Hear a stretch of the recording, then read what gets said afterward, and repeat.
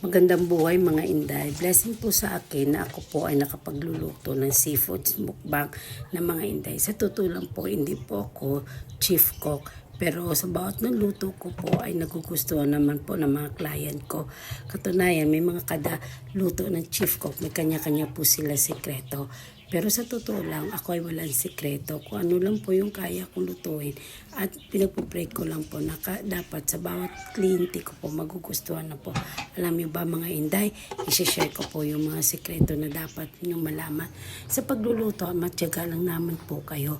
At isa pa, may pagmamahal po kayo sa pagluluto para mga client nyo ay magkugustuhan. Kaya sa pagluluto ko niyan talagang napakarami. Parang challenge po sa akin.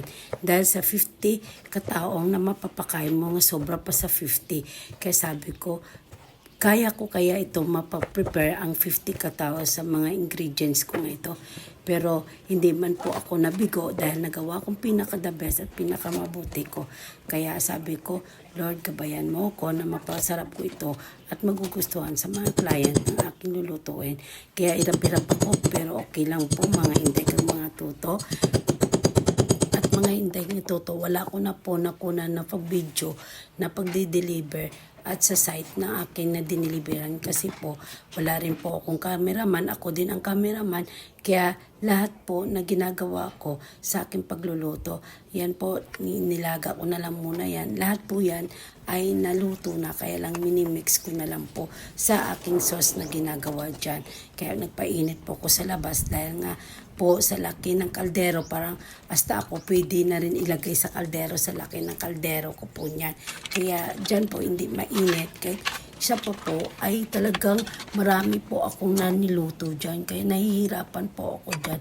Pero binigyan din tayo ng pagkakataon na nagawa kong pinaka-the best. Kaya ayan, naluto na po yan yung mukbang ko at na-prepare ko na rin ang pinakamayos. Kaya natuwa ako nung kumakain na po sila at saka sabi na napakasarap po daw.